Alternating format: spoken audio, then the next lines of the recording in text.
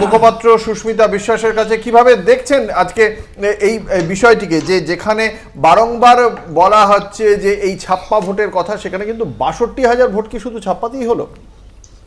না দেখুন, মানুষ তো ভোট দিচ্ছে, তবে একটা জিনিস কি, মানুষ ভোট দিচ্ছেও এবং ভোট পাচ্ছেও এবং তার সাথে ছাপ্পাও, মানে দেদার ছাপ্পা হয়েছে। এটা কিন্তু তারা, শ্রেয়া পাণ্ডে নিজে আগে স্বীকার করেছে, আজকে বলছে না। যাই হোক, এবার বিষয়টা হচ্ছে, আমি যে বললাম কথাটা, ও এখানে বললো যে 1.5% মুসলিম ভোট আছে। তবে এর সাথে আর একটা একটুখানি বিশ্লেষণ করার বিষয় হচ্ছে উত্তর কলকাতা, মানে একদম উত্তর কলকাতা এবং শহরতলি এলাকাটা পুরো, এখানে বরাবরই আগে মানে বাম বিরোধী ভোটটা বেশি ছিল, যেটা কংগ্রেসের পক্ষে ছিল এক সময়, এবং সেখান থেকে বরাবরই আমাদের কংগ্রেসের নেতারাই জিতে আসতেন। সুদীপ বন্দ্যোপাধ্যায়, সুব্রত মুখার্জি,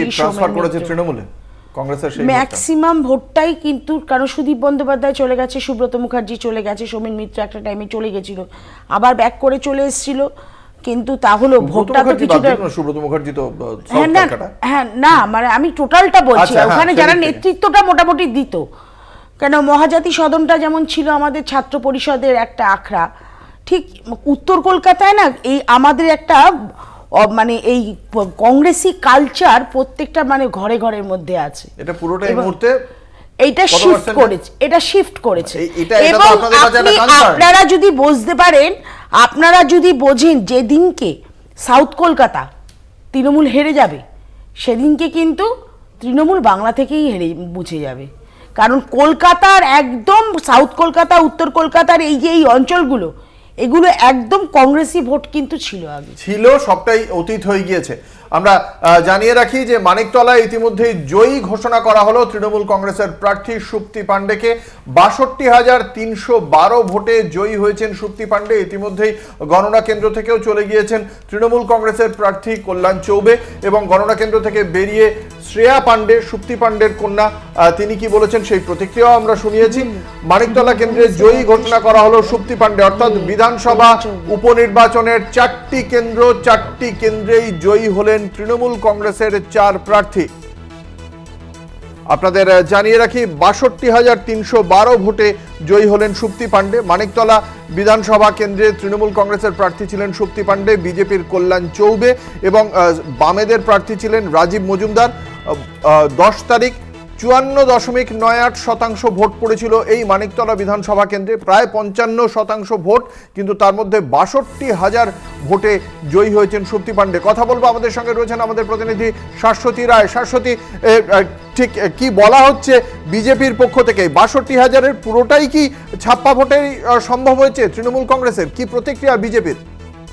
একেবারে প্রথমেই যখন কল্যাণ চৌবে ভেতরে এসেছিলেন তদিন সেন্টারে, তখন তিনি একই দাবি করছেন যে এটা মানুষের ফলাফল নয়, এটি সম্পূর্ণভাবে রিগিং এর মাধ্যমে করা হয়েছে, এবং সেই অভিযোগ সিপিআইএম এর তরফ থেকেও করা হচ্ছিল।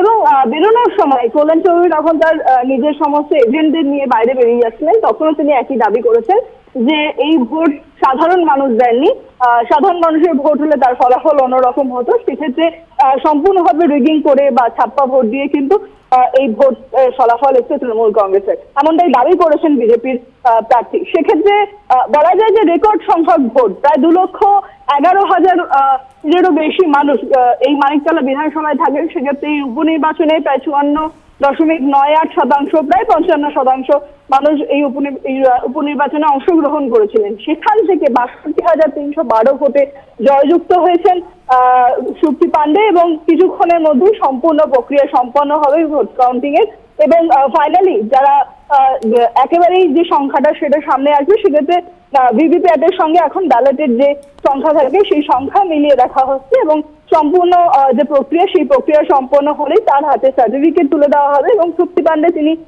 সকালবেলা যেরকম এসেছিলেন, আমরা তার সঙ্গে কথা বলেছিলাম, তিনি কিন্তু তার শারীরিক অসুস্থতা জনিত কারণের জন্য বাড়ি গেছেন, এবং তিনি আবারও আসবেন এই কাউন্টিং সেন্টারে, এবং তখন তার প্রতিক্রিয়া জানা যাবে। তিনি বারবার বলেছেন যে মানুষের ভোট এবং সাধন পাণ্ডের ম্যাজিক, সাধন পাণ্ডের মৃত্যুর পর তারা সকলেই একেবারে মাঠে ছিলেন, এবং তার ফলাফলই সাধারণ মানুষ দিয়েছেন বলে বারবার দাবি করছেন পাণ্ডে পরিবার। ধন্যবাদ। আমাদের সঙ্গে ছিলেন আমাদের প্রতিনিধি শাশ্বতী রায়।